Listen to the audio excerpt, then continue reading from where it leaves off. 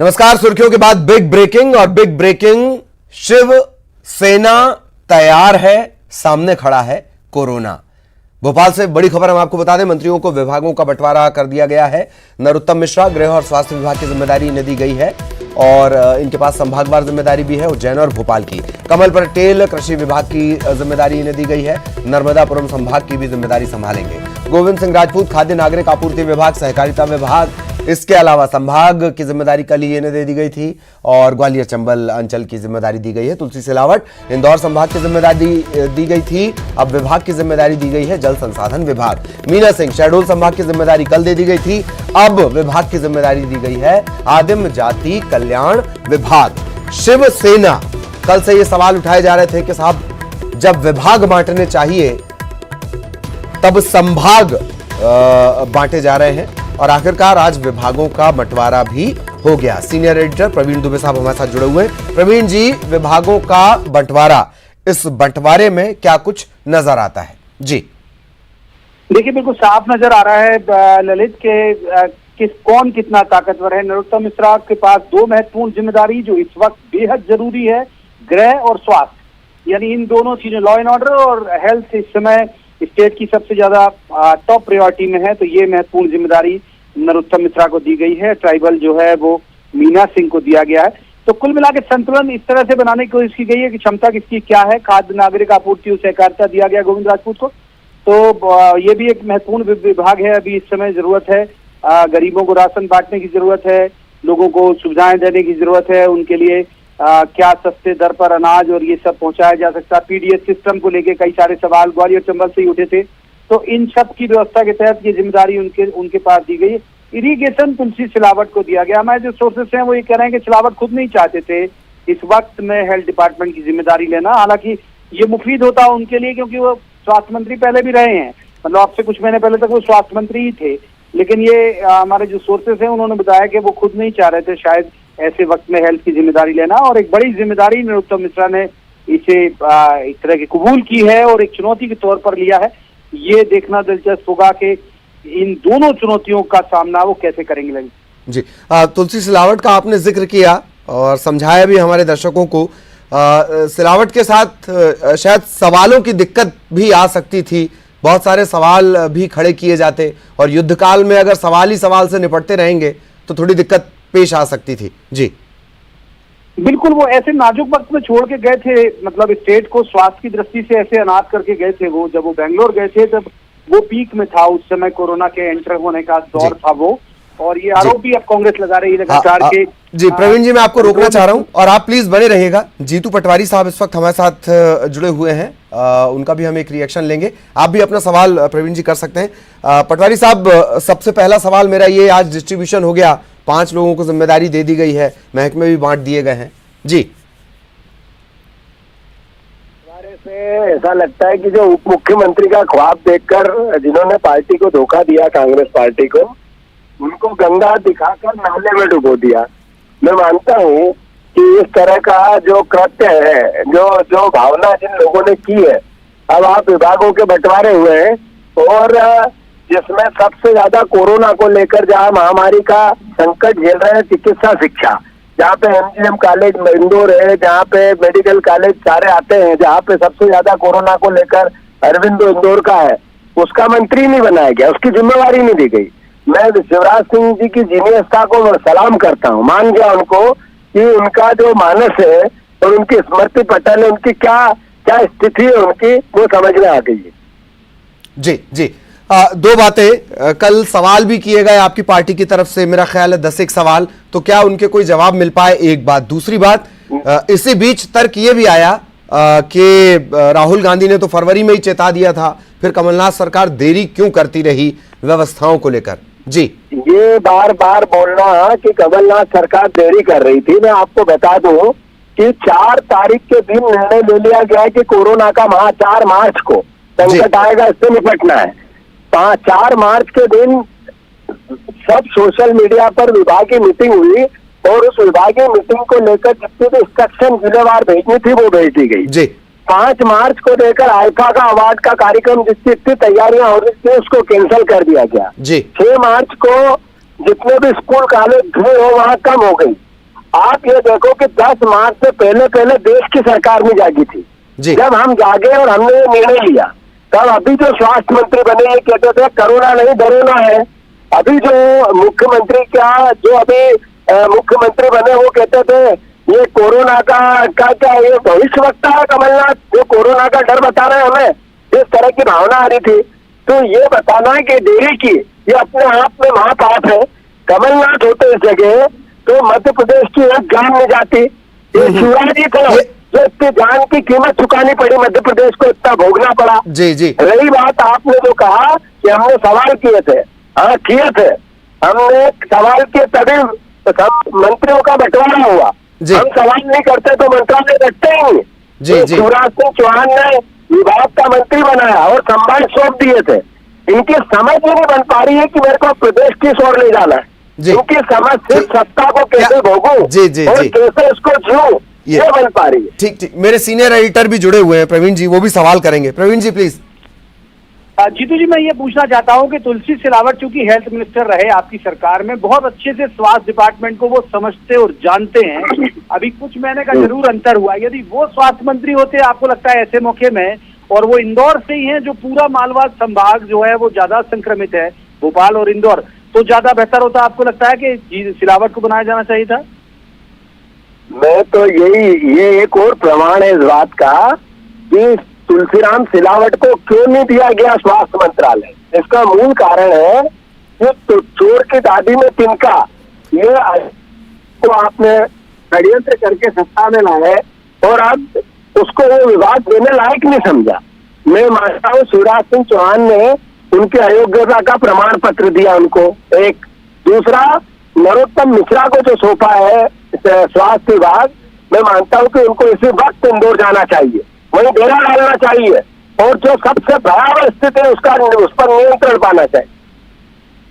जी जी। नहीं, केवल इंदौर, जो ललित, मैं एक बात पूछना चाह रहा हूँ, नरोत्तम मिश्रा केवल इंदौर उज्जैन संभाग के तो मंत्री है नहीं, हेल्थ मिनिस्टर है। जबलपुर भी तेजी से बढ़ रहा है जीतू जी इन दिनों। तो मतलब अगर सबसे ज्यादा चुनौती है, आपको नहीं लगता कि वो केवल नरोत्तम मिश्रा ही के पास है? लॉ एंड ऑर्डर बड़ी चुनौती इस वक्त और हेल्थ बड़ी चुनौती। हेल्थ के ही कारण लॉ एंड ऑर्डर पैदा हो रहा है। लॉकडाउन लगा हुआ है, लोग लॉकडाउन का उल्लंघन करते हैं, तो पुलिस में केसेस बढ़ रहे हैं, वो भी डिमोरलाइज है। तो दो बड़ी चुनौतियां हैं नरोत्तम मिश्रा के पास, आप मानते हैं सर? मैं बिल्कुल सही है, बड़ी चुनौती है। उनको बड़ी सूझबूझ से जो पॉलिटिकल बयान देते हैं उससे बच के इस पूरे प्रदेश की स्थिति को संभालना चाहिए।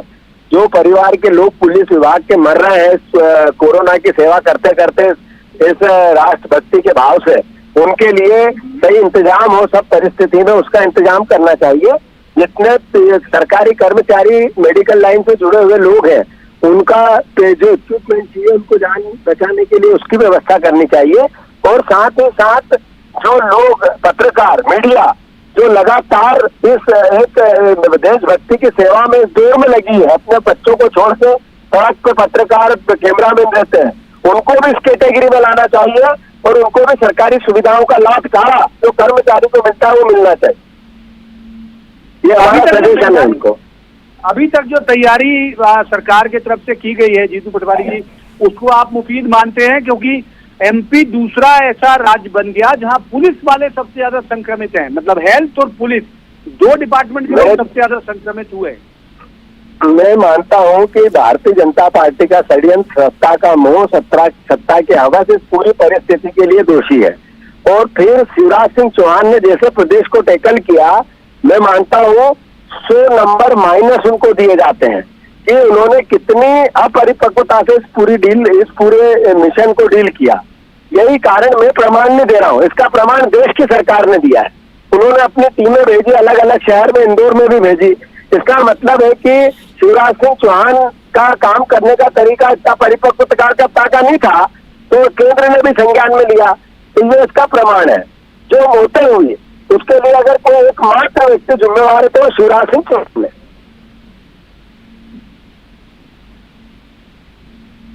हेलो जी जी जी, आप लगातार बने रहे, प्रवीण सर भी लगातार हमारे साथ बने हुए।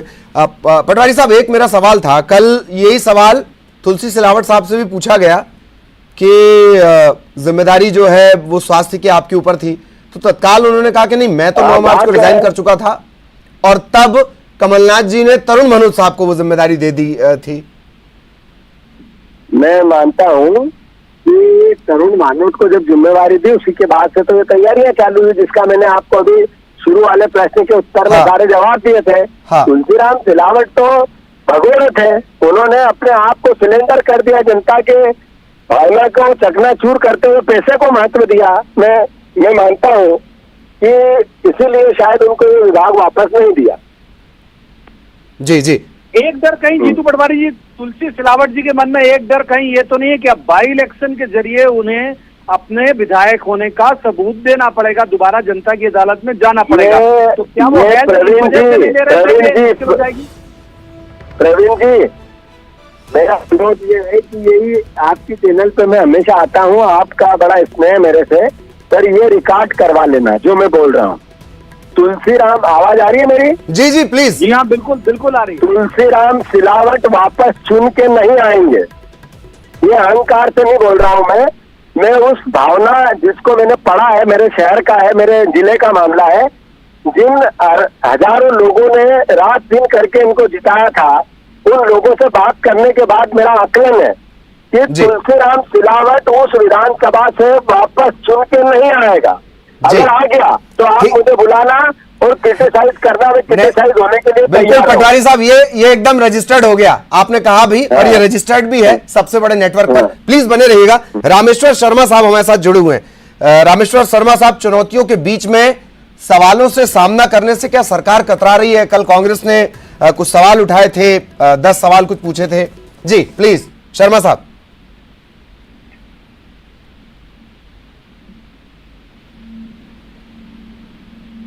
रामेश्वर शर्मा साहब, आप मुझे सुन पा रहे हैं? आप जी, आप तक मेरी आवाज पहुंच रही है शर्मा साहब? हाँ जी जी। कोरोना से चुनौतियों के बीच सवाल भी लगातार खड़े हो रहे हैं। कल 10 सवाल भी पूछे गए थे कांग्रेस की तरफ से। कहा यह जा रहा है कि आप सवालों का सामना नहीं कर पा रहे हैं।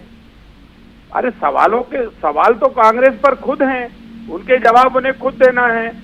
2 तारीख को उनका एक मंत्री बोलता है कि 2 तारीख को हमें पता पड़ गया था। जी, विधि मंत्री तत्कालीन पीसी शर्मा जी एक डिबेट में न्यूज 18 में ही उनने मुझे बोला। एक माननीय मुख्यमंत्री तत्कालीन कमलनाथ जी ने बोला कि 12 तारीख को सीधे राहुल गांधी जी पप्पू भैया ने इनको बता दिया था। हाँ। इसके बीच में ये 2 मार्च से लेकर 23 मार्च तक ये लगातार 2 मुख्यमंत्री और मंत्री रहे।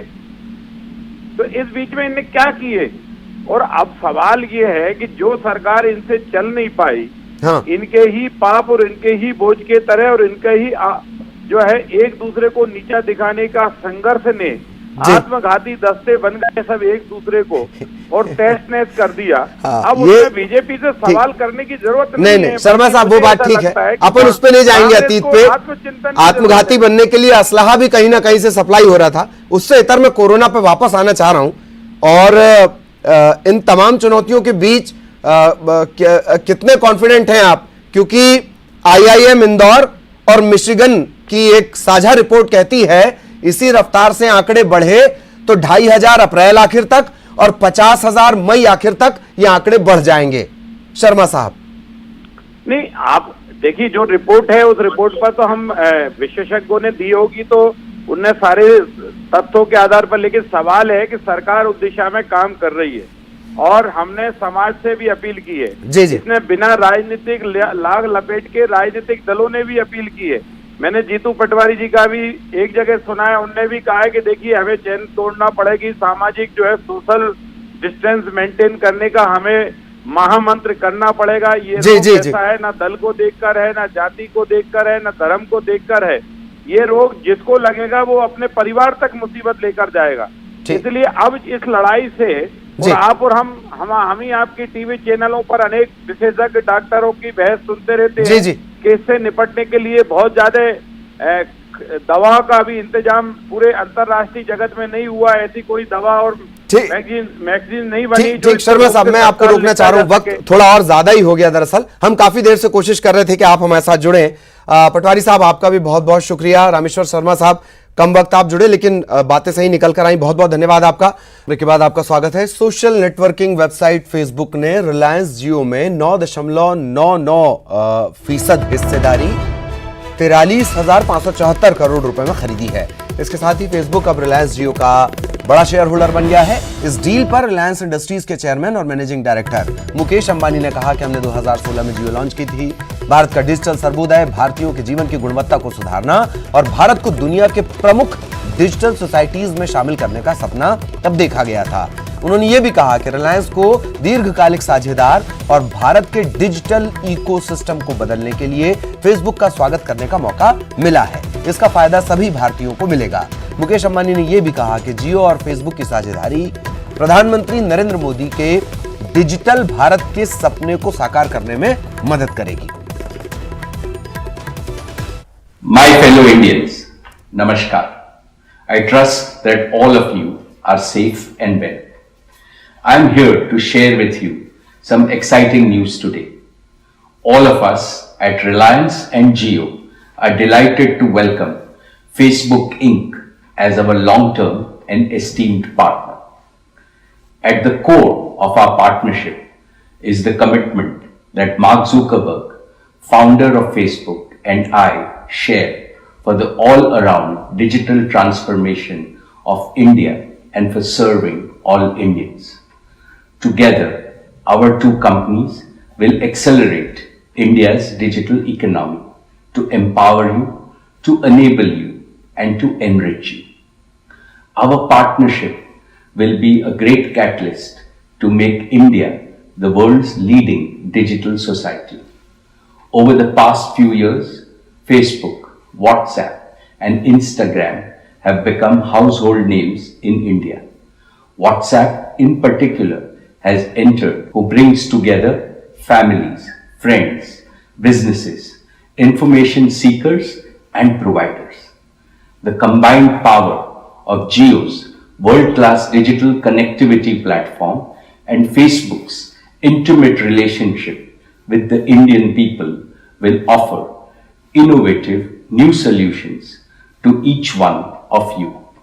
In the very near future, JioMart, Jio's digital new commerce platform, and WhatsApp will empower nearly 3 crore small Indian Kirana shops to digitally transact with every customer in their neighborhood. This means all of you can order and get faster delivery of day-to-day items from nearby local shops. At the same time, small Kiranas can grow their businesses and create new employment opportunities using digital technologies. And in the days to come, this winning recipe will be extended to serve other key stakeholders of Indian society: our Kisans, our small and medium enterprises, our students and teachers, our healthcare providers, and above all, our women and youth who form the foundation of a new India. Our visionary and most respected Prime Minister, Shri Narendra Modi ji, has set 2 ambitious goals in his Digital India mission: ease of living for all Indians, especially for the common Indian, and ease of doing business for all entrepreneurs, especially for the small entrepreneur. Today, I assure you that the synergy between Jio and Facebook will help realize these 2 goals. Finally, I take this opportunity to wish each and every one of you good health and safety in the current extraordinary situation in India and around the world. We are all in this together, and together we will overcome this pandemic. Corona harega, India jeetega. With our collective efforts, India will surely emerge stronger, healthier, and better. Thank you and Jai Hind. और इसी के साथ इस bulletin में इतना ही। नमस्कार।